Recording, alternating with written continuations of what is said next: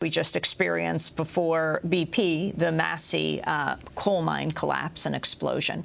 Coal with oil. Sure. Well, first let me just say that this is part of the industry's playbook, the oil industry's playbook, whether it's Exxon up in Alaska 20 years ago or Chevron down in Ecuador for the last 20 years. We know that the industry, what they try to do is they put a clean face on their operations and they try to change the story. But just as the coal and oil industries are integrated, so are our solutions. Our solutions are integrated at the same time.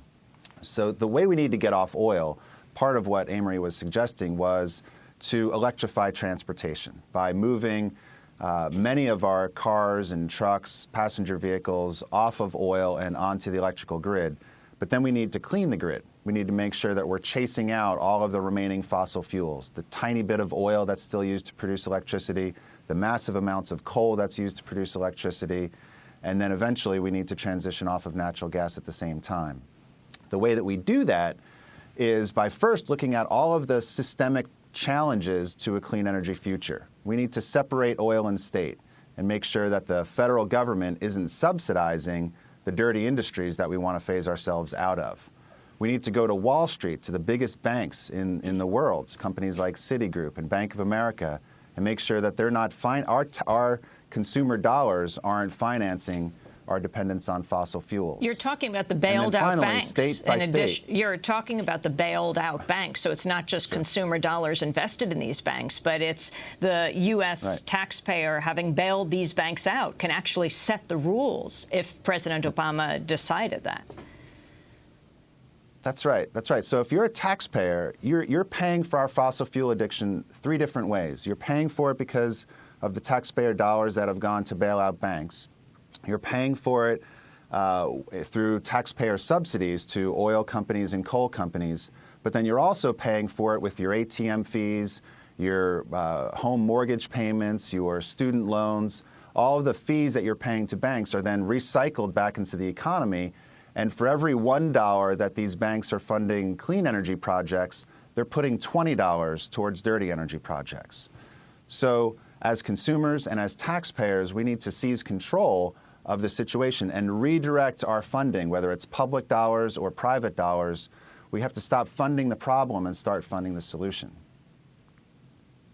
Monique Harden, when we were traveling through the Gulf a week or two ago, you have the fishermen, you have the the oyster shuckers, shrimpers, and you have the oil industry, the consultants for the oil companies. I went to a seafood festival where they were mainly oil folks that were there. And when I was saying, so do you think offshore drilling should end? They said no. Of course, because they know nothing else. I was talking to a Chevron consultant. He said, this is the only thing I know, which is why conversion is so important. Can you talk about this whole issue of here you have a devastated coast, the bayous, the coastal towns of Louisiana, and yet people are still for offshore drilling, and how you think that could change? Well, I think my state of Louisiana and our neighbors in the Gulf region is really the belly of the beast when you're talking about this clean energy future. Going back to the 1920s, when little-known companies like Esso, of course Exxon now, and the Royal Dutch Shell Company came to our states, they were given huge tax breaks that extend to this day. That allows them to and gives them an incentive to increase and expand their amount of pollution and facility base in our communities throughout the region. I think what needs to be supported and strengthened is an understanding that for us in the Gulf region, this is a generational issue where there's no alternative that's visible. And so the work that folks like Amory and others are doing is extremely important, but there needs to be a real focus in terms of raising awareness and educating people about what those alternatives can look like and how we can create opportunities around those alternatives. Also, we need to be more mindful of the fact that just as in the situation with the workers at the Massey mine company, they go to work knowing that this could be their last day.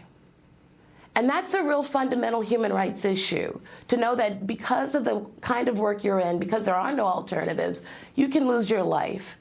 And that's a deal and a bargain that's been set up in our states around the Gulf of Mexico, but also around the country, that should be unacceptable in this country, especially as we are looking towards and looking forward with great optimism towards a clean energy future, that we've got to make sure that this is good for people as well as our environment. We can't leave people out of the equation.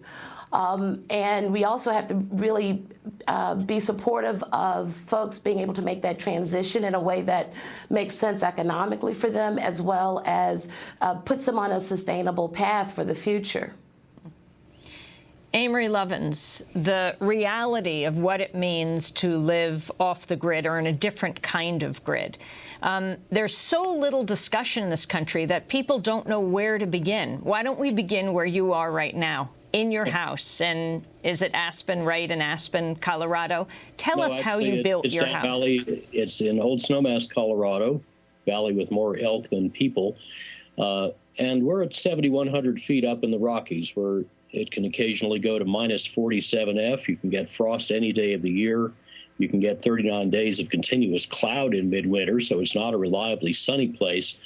And yet, just off to my right is a tropical jungle where we're ripening banana crops 33 through 35 with no heating system, because the house is so well insulated and passive solar designed that it didn't need one, and it was $1,100 cheaper up front not to put one in.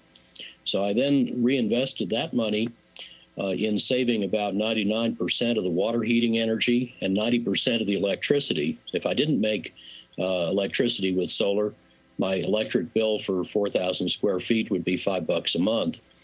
And all of the extra cost of that efficiency in 1983 paid for itself in the first 10 months. Today's technologies, which we've just retrofitted, are a lot better. And the key is what we call integrative design, so we get many benefits from each expenditure. The arch, for example, that holds up the middle of my house does 12 different things, but I only pay for it once. And I can tell you it's really fun to sit there munching your tropical fruit while it blizzards outside and know that you're not using any fossil fuel, you're not stealing from your kids, you're a net exporter of energy to the grid, and it had great economics. Now, wait a second. When you say a net exporter of energy to the grid, explain what you mean. I have solar panels on the roof that make more power than the building uses, so we actually run our meter backwards most of the year, and on average for the whole year. It's really fun to watch your meter run backwards, and in fact, we designed the new renovations the last few years specifically to take as much coal-fired power as possible off the grid. Now, and do you get paid? Does the energy company pay you for that extra energy that you are creating? They only pay us half as much as they charge us for a unit of electricity, but it is nice to get the credit, and you can do that in about 40 states now. It's called net metering. Also, we've set up the solar power system so that the house works with or without the grid. The lights don't flicker if the grid goes away or if the grid comes back. That's called making it islandable, and that gives us a much greater sense of security in a rural area where storms and other events can wipe out the grid. Now, that is key, is the government support for alternative energy. I mean, if you want to build in an alternative way, in a green way, it's expensive unless you get, for example, tax breaks. I mean, in New Orleans, when we were going through the coastal towns of Louisiana, I mean, in Grand Isle, everywhere, the idea that there isn't solar panels everywhere is just astounding. Michael Brune, take us from there in terms of how we break America's addiction to oil and coal. What are the government programs that need to be set in place? There is this moment now where people have arrived. They see the crisis. But the question is there going to be the specific concrete leadership? We didn't hear much concrete last night from the Oval Office.